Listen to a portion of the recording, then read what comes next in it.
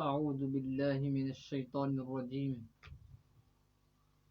نحمده ونصلي على رسوله الكريم أما بعد فأعوذ بالله من الشيطان الرجيم بسم الله الرحمن الرحيم أفحسبتم أنما خلقناكم عبثا وأنكم إلينا لا ترجعون وقال النبي صلى الله عليه وسلم إن الدنيا خسرت لكم وإنكم خلقتم للآخرة وقال النبي صلى الله عليه وسلم الدنيا جيفة وطالبها كلاب وقال النبي صلى الله عليه وسلم لا تزال قدم عبد يوم القيامة حتى تسأل عن خمس عن عمره فيما أفناه وعن شبابه فيما أبلاه وعن ماله من أين اكتسبه وفيما أنفقه وأما عمل فيما علمه أو كما قال صدق اللہ العظیم. میری زندگی کا مقصد تیرے دین کی سرفرازی، میری زندگی کا مقصد تیرے دین کی سرفرازی، میں اسی لیے مسلمان، میں اسی لیے نمازی. یہ دنیا اہل دنیا کو وسیع معلوم ہوتی ہے، نظر والوں کو یہ اجڑی ہوئی معلوم ہوتی ہے. یہ کس نے کر دیا سب دوستوں سے مجھ کو بیگانہ، مجھے یہ دل کی لگی معلوم ہوتی ہے.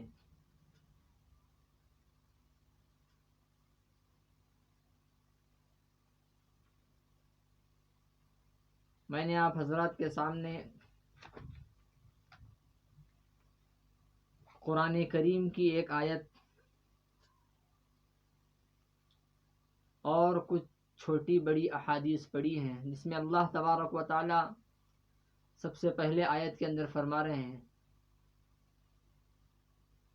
کہ کیا تم یہ گمان کرتے ہو کہ ہم نے تم کو بیکار پیدا کیا، حالانکہ تم کو ہمارے پاس لوٹنا ہے.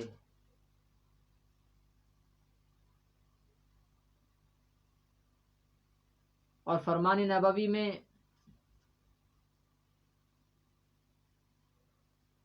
اللہ کے نبی نے فرمایا کہ دنیا تمہارے لیے خسارے کی جگہ ہے، چیز ہے، اور تم کو تو آخرت کے لیے پیدا کیا گیا ہے. اور تیسری حدیث میں کہا کہ دنیا مردار ہے اور اس کو نوچنے والے کتے ہیں. بے شک ہم سب اس بات کو تسلیم کرتے ہیں کہ دنیا ایک عارضی چیز ہے، امتحان کی جگہ ہے، ایگزام ہال ہے. اس کے باوجود بھی ہمارا یہ مزاج بنا ہوا ہے کہ ہم دنیا میں سب کچھ کر رہے ہیں. گویا ایسا لگتا ہے کہ دنیا میں ہمیں ہمیشہ رہنا ہے.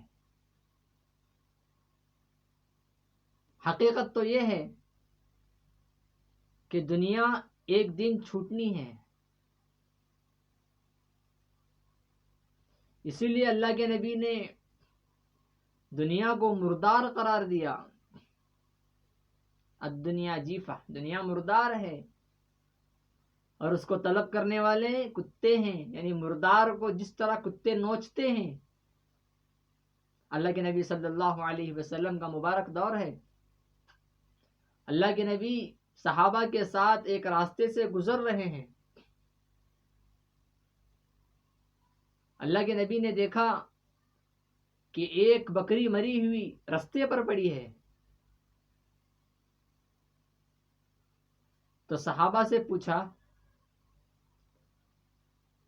کہ اے میرے صحابہ، کیا تم اس مردار بکری کو کھانا پسند کرو گے؟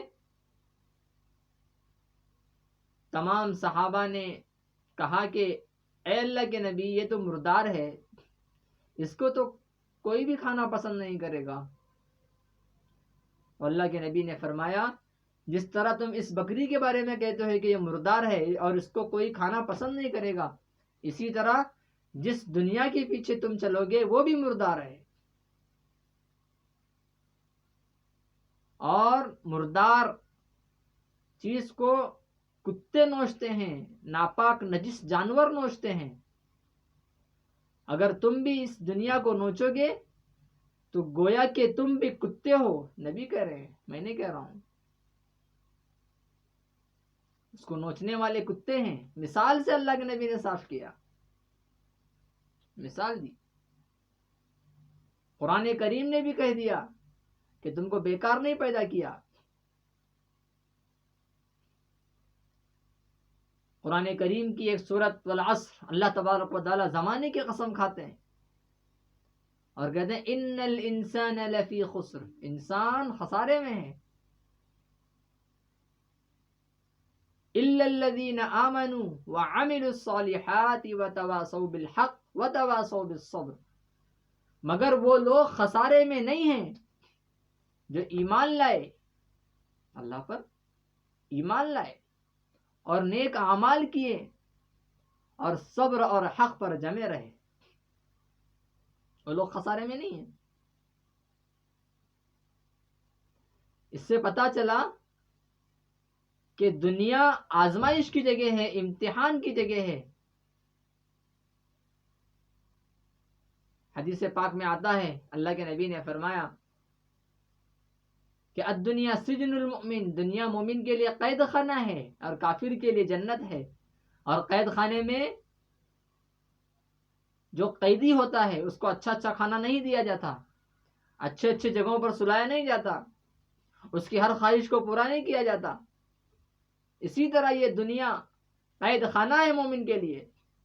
یہاں آزمائش ہے، یہاں امتحان کی جگہ ہے. آج دنیا کے لوگ، ہم دنیا میں آرام تلاش کر رہے ہیں، حالانکہ حقیقی آرام جنت کا ہے. اللہ کے پاس جانے کے بعد وہ آرام حقیقی ہے. اور ہم جو کہ ایمان اور یقین میں کمزور ہو گئے ہیں، غیب پر ہمارا یقین نہیں ہے کہ اللہ تبارک و تعالی نے یا اللہ کے نبی صلی اللہ علیہ وسلم نے غیب کی جو باتیں بتائی ہیں، جیسے قبر کے اندر سوالات ہونے ہیں، اللہ کے سامنے کھڑا ہونا ہے، حاضری دینی ہے، اپنے اچھے برے اعمال کے مطابق جنت و جہنم کا فیصلہ ہونا ہے، ہم اس سے کوسوں دور ہیں اور کہتے ہیں کہ اس کی کوئی حقیقت نہیں. اگر ہے بھی، اگر مانتے بھی ہیں تو ہمیں دل سے ماننا مشکل ہو گیا ہے. کیوں؟ دنیا کی محبت ہمارے اندر رچ بس گئی ہے. یہ چیزیں، خصوصاً دنیا کی محبت، ہمیں اپنے دلوں سے نکالنے کی ضرورت ہے. اللہ کے نبی صلی اللہ علیہ وسلم کے دور میں دنیا بوڑھی عورت کی شکل میں لائی گئی اور صحابہ سے کہا گیا، اللہ کے نبی سے کہا گیا، صحابہ سے کہا گیا کہ دنیا کے لوگوں کو میری طرف جانے سے بچاؤ، میں تو بوڑھی ہو گئی ہوں. اللہ کے نبی صلی اللہ علیہ وسلم کے مبارک دور میں وہ بوڑھی ہو چکی تھی.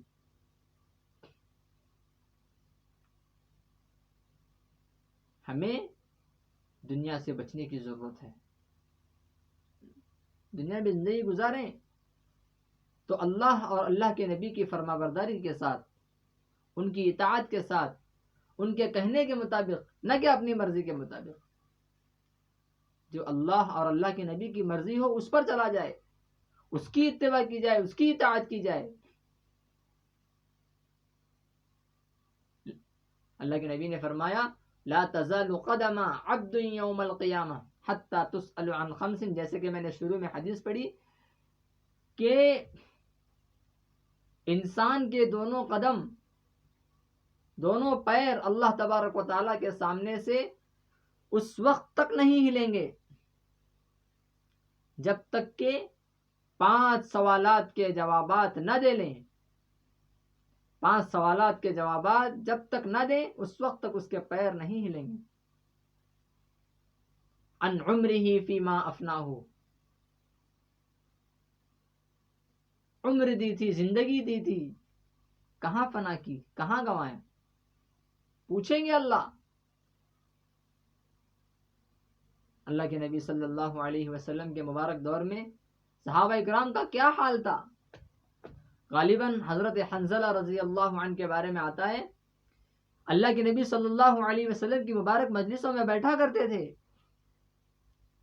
لیکن جب اپنے بیوی بچوں کے درمیان، فیملی کے درمیان چلے جاتے تو ان کو ایسا محسوس ہوتا تھا کہ میرے اندر دنیا کی محبت رچ بس گئی ہے، تو فوراً دوڑے ہوئے اللہ کے نبی صلی اللہ علیہ وسلم کی خدمت میں حاضر ہوتے اور کہتے نافق حنظلہ، نافق حنظلہ، حنظلہ تو منافق ہو گیا، اس کے اندر تو دنیا کی محبت پیدا ہو گئی.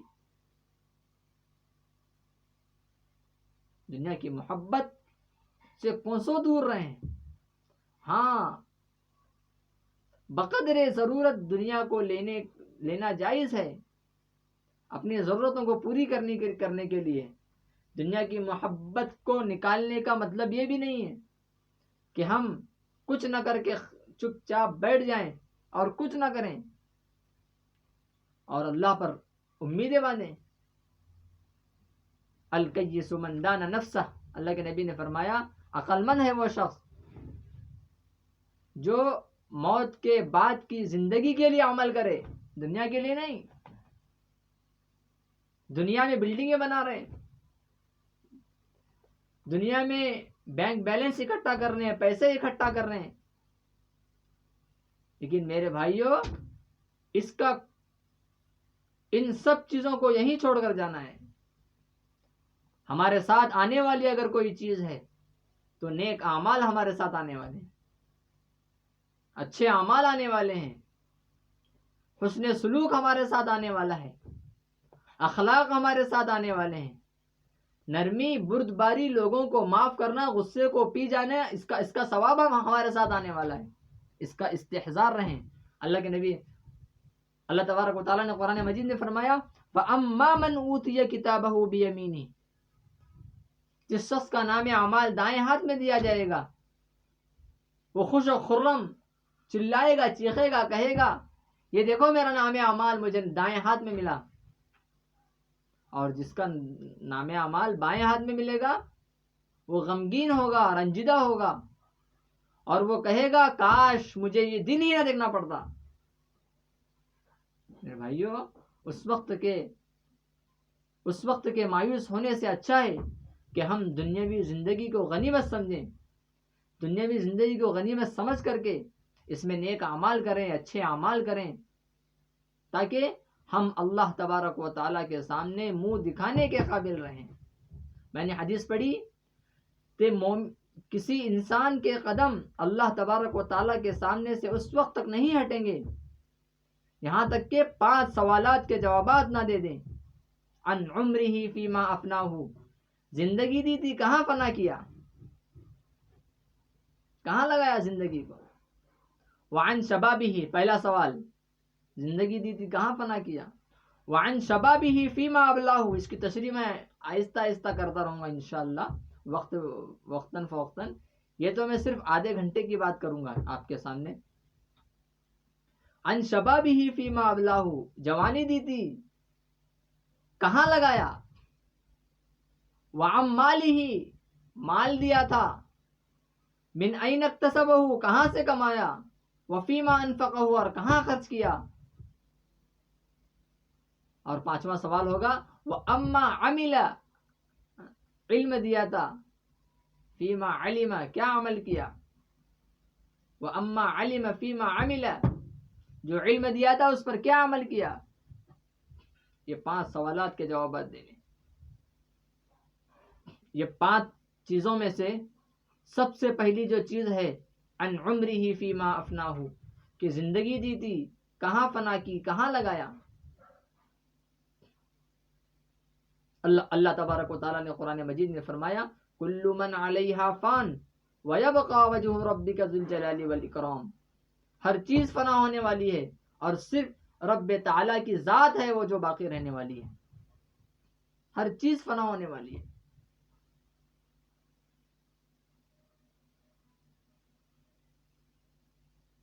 اللہ کے نبی صلی اللہ علیہ وسلم نے اس فانی دنیا کی محبت کو لوگوں کے دلوں سے نکالنے کے لیے کہا، صحابہ کو ترغیب دلائی، اور تمام صحابہ نے، تابعین نے، تبع تابعین نے، اولیاء اکرام نے، علماء نے اس بات کو سمجھایا کہ ہمیں دنیا کی محبت اپنے دماغ سے نکال دینی چاہیے. بقدر ضرورت دنیا لی جائے، دنیا کی محبت کو نکال کر پھینک دیا جائے. دنیا کی محبت آپ کہتے کس کو ہیں؟ میں بار بار کہہ رہا ہوں دنیا کی محبت، دنیا کی محبت. دنیا کی محبت کیسے کہتے کس کو ہے؟ کیا دنیا کی محبت نکال دینا اس کو کہتے ہیں کہ تمام دنیا کی چیزوں کو چھوڑ چھاڑ کر وضو کر کے مصلی بچھا کر کے دن بھر نمازیں پڑھی جائیں؟ نہیں میرے بھائیوں، اپنے بیوی بچوں کے لیے، اپنی فیملی کے لیے، اپنی شریک حیات کے لیے، کو خوش کرنے کے لیے ہمیں کچھ روپیے کمانا پڑے گا، کوئی کاروبار، کوئی تجارت کرنی پڑے گی. ایک وقت میں تجارت کریں، 5 وقت نمازوں کے اہتمام کے ساتھ اللہ تبارک و تعالیٰ کے سامنے دن میں 1 مرتبہ کسی وقت گڑ گڑائیں، اللہ سے مانگیں اے اللہ ہم تو ہاتھ پیر مار رہے ہیں لیکن یہ اللہ ضرورتوں کی تکمیل کرنے والا تو ہے. زندگی کے بارے میں اللہ پوچھیں گے کہاں لگایا. حضرت رابعہ بصریہ رضی اللہ رحمت اللہ علیہا بہت بڑی ولیہ گزری ہیں.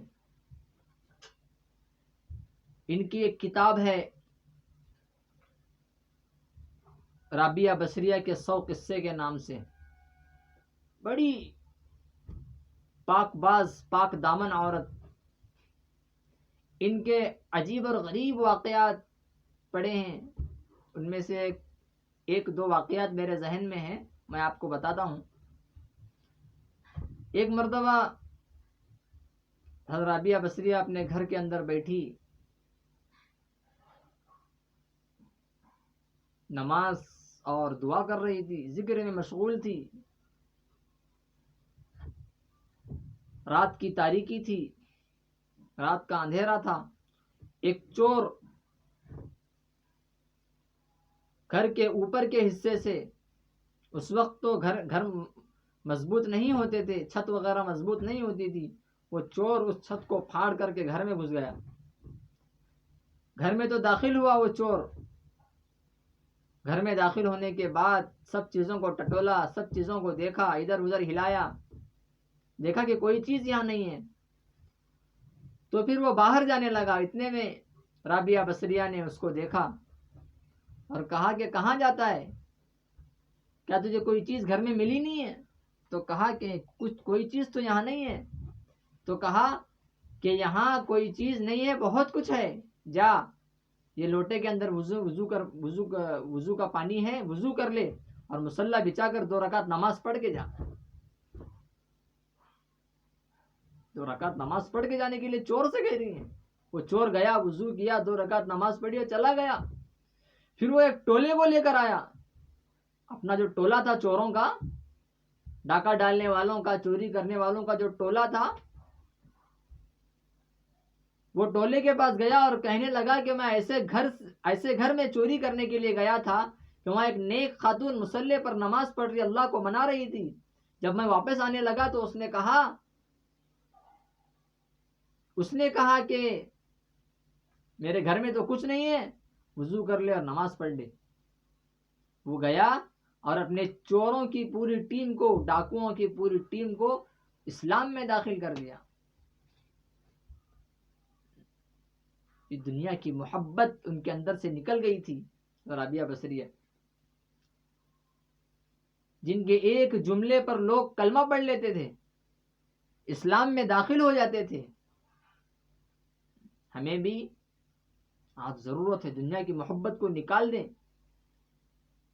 ان کے سوانح پڑھیں، ان کی زندگیاں پڑھیں، رابعہ بصریہ جیسی شخصیات کی زندگیاں پڑھیں اور اپنے آپ کو تبدیل کر دیں.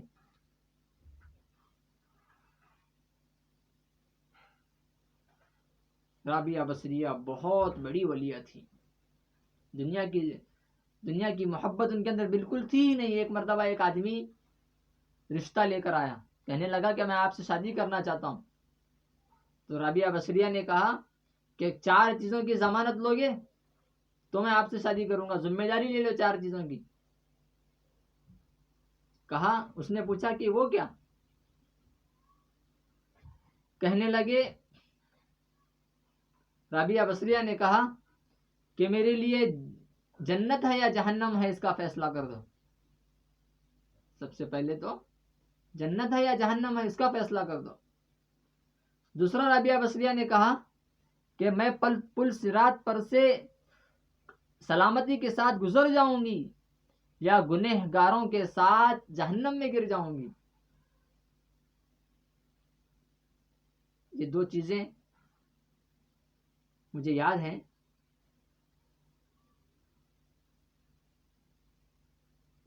گنہگاروں کے ساتھ جہنم میں گروں گی یا پھر پل صراط پر سے اچھی طرح گزر جاؤں گی. 4 سوالات ہیں، 2 مجھے یاد ہیں، 2 یاد نہیں آ رہے ہیں. وہ چاروں چیزیں پوچھنے کے بعد رابعہ بصریہ رضی اللہ عنہ نے جب ان سے پوچھا، رحمت اللہ علیہ نے جب ان سے پوچھا تو اس نے کہا کہ یہ تو کوئی نہیں کہہ سکتا، یہ تو کوئی نہیں سکتا، کوئی کہہ نہیں سکتا کہ جنت ہے یا جہنم ہے پل صراط پر سے. میں بھی اپنے بارے میں فیصلہ نہیں کر سکتا. تو انہوں نے کہا، رابعہ بصریہ نے، کہ جائیے مجھے اپنے قبر کی، حشر کی، اللہ کے سامنے کھڑے ہونے کی، نبی کی شفاعت کی تیاری کرنے دیجیے. یہ زندگیاں تھی. ان عمرہ فیما افناہ، زندگی دی تھی، کہاں فنا کی، کہاں خرچ کی، اللہ تعالیٰ پوچھیں گے. یہ اس کی تیاری چل رہی ہے، یہ اس کی تیاری ہے. رابعہ بصریہ اسی کی تیاری کر رہی ہیں. ایسے ہزاروں مثالیں ہیں.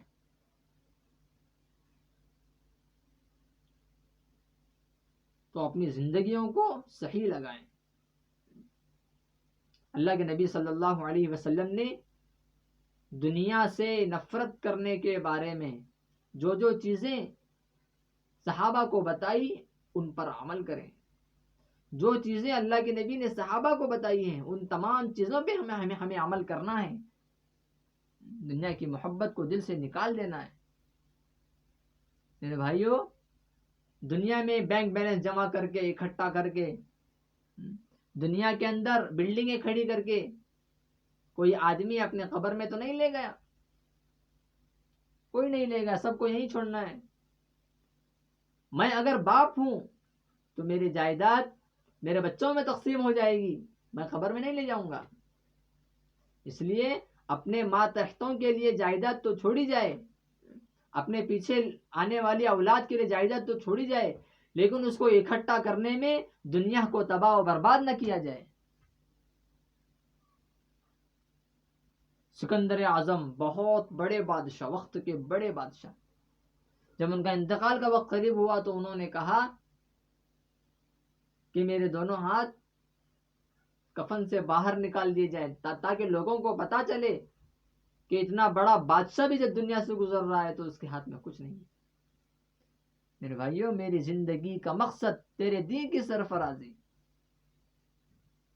انسان کو اپنی حقیقت کو پہچاننا چاہیے کہ میں کیا ہونے والا ہوں. میں مٹی ہونے والا ہوں، میں مر جانے والا ہوں، مجھے قبر میں سونا ہے، مجھے جواب دینا ہے، قبر کے سوالات کے جوابات دینا ہے. آخرت کی تیاری کی جائے. عثمان غنی رضی اللہ عنہ جب کسی قبر کے پاس سے گزرتے تو اتنا روتے، اتنا روتے، اتنا روتے کہ داڑھی مبارک تر ہو جاتی، بھیگ جاتی. صحابہ پوچھتے ہیں کہ عثمان غنی آپ تو خلیفہ ہیں، آپ تو خلیفہ ثالث ہیں، تیسرے خلیفہ ہیں، اللہ کے نبی کے مقرب ہیں، اللہ کے نبی نے اپنی دو دو بیٹیوں سے آپ کا نکاح کیا ہے، پھر آپ جب اللہ کے نبی کے مجلس میں ہوتے ہیں، جنت اور جہنم کا تذکرہ ہوتا ہے، تو اتنا روتے نہیں ہیں آپ جتنا کہ قبر کے سامنے آ کر کے کھڑے ہو کر آپ روتے ہو۔ عثمان غنی رضی اللہ عنہ نے صحابہ سے پوچھا، صحابہ سے کہا عثمان غنی رضی اللہ عنہ نے کہ دیکھو، ان القبر اول منزل من منازل الاخرہ، قبر آخرت کے منزلوں میں سب سے پہلی منزل ہے، جس آدمی کی قبر والی منزل کامیاب ہو گئی اس کے لیے تمام آگے کی منزلیں آسان ہیں۔ تو ہمیں قبر کی زندگی کی تیاری کریں، اللہ تعالیٰ جو ہمیں پوچھنے والے ہیں اپنی زندگی کے بارے میں کہ کہاں لگایا، اس کی تیاری کریں، اس کے لیے صحیح اعمال کریں، زکوٰۃ صدقہ کریں، نمازوں کا اہتمام کریں۔ اللہ تعالیٰ نے بیکار نہیں پیدا کیا، جیسے کہ اللہ تبارک و تعالیٰ نے قرآن مجید میں فرمایا، میں نے شروع میں آیت پڑھی کہ ہم نے تم کو بیکار نہیں پیدا کیا ہے، تم کو ہمارے پاس لوٹنا ہے، اس کی تیاری کی جائے۔ دنیا کو بقدر ضرورت لیا جائے، باقی تمام دنیا کو کنارے لگا دیا جائے اور اللہ کی اطاعت کی جائے، اللہ کے نبی کی فرما برداری کی جائے، نبی کے احکامات پر عمل کیا جائے، اللہ کے احکامات پر، قرآن کے احکامات پر عمل کیا جائے۔ اس کے بعد جو سکون ملے گا، جو راحت ملے گی، جو آرام ملے گا، میرے بھائیوں، ہم اس کا تصور بھی نہیں کر سکتے۔ میری زندگی کا مقصد تیرے دین کی سرفرازی، میں اسی لیے مسلمان، میں اسی لیے نمازی۔ اللہ کے ذکر میں دلوں کا اطمینان ہے، دلوں کا سکون ہے، دلوں کا چین ہے۔ اللہ قرآن میں کہہ رہے ہیں، الا آگاہ ہو جاؤ، بذکر اللہ تطمئن القلوب، اللہ ہی کے ذکر میں دلوں کا اطمینان ہے۔ ہم دیکھتے ہیں جب کوئی آدمی بیمار ہوتا ہے، مسجد میں آ کر بیٹھتا ہے، قرأت چلتی ہے، یا یوں فرض کر لیجئے کہ کوئی آدمی دن بھر سویا نہیں ہے، تھکا ماندہ، عصر کی نماز کے لیے مسجد میں آ کر بیٹھا، مغرب کی نماز کے لیے، جب امام صاحب نے قرأت شروع کی تو اس کو نیند آنے لگی۔ کیونکہ اللہ کے ذکر میں دلوں کا اطمینان ہے۔ جب آدمی کو اطمینان نصیب ہوتا ہے، چین نصیب ہوتا ہے، تو نیند آتی ہے۔ سونا تو نہیں چاہیے نماز میں، لیکن میں کہہ رہا ہوں کہ اللہ کے ذکر میں دلوں کا اطمینان ہے۔ اس اطمینان کو تلاش کیجئے، اس چین کو تلاش کیجئے، اس سکون کو تلاش کیجئے۔ یہ کہیں نہیں ملے گا، صرف اللہ کے ذکر میں ملے گا۔ کئی لوگ دنیا میں پریشان ہیں، پھر رہے ہیں، ٹھوکریں کھا رہے ہیں، بڑے بڑی گاڑیوں میں، بڑے بڑے بنگلوں میں رہتے ہیں، لیکن رات کو سونے کے لیے نیند کی گولی لیتے ہیں۔ میرے بھائیو، دل کا سکون حاصل کرنا چاہتے ہو تو آئیے اللہ کی طرف، آئیے نبی کی طرف، آئیے اللہ کی فرما برداری کی طرف، آئیے قرآن کے احکامات کی طرف، آئیے نماز کی طرف، آئیے جائز تعلقات کی طرف، آئیے ناجائز تعلقات کو چھوڑ کر جائز تعلقات کی طرف، ان سب چیزوں کی طرف آنا پڑے گا۔ ہم اپنی زندگی کو سمجھیں، اس کے مطابق ڈھالیں۔ اللہ تبارک و تعالیٰ سے امید ہے، اللہ تبارک و تعالیٰ ہمیں نیک اعمال کرنے کی، اپنی زندگی کو سدھارنے کی، اپنے زندگی میں نکھار لانے کی، دنیا کی محبت کو ختم کرنے کی، بقدر ضرورت دنیا کو لینے کی، اپنے سامنے گڑ گڑانے کی توفیق عطا فرمائے۔ وآخر دعوانا ان الحمد للہ رب العالمین۔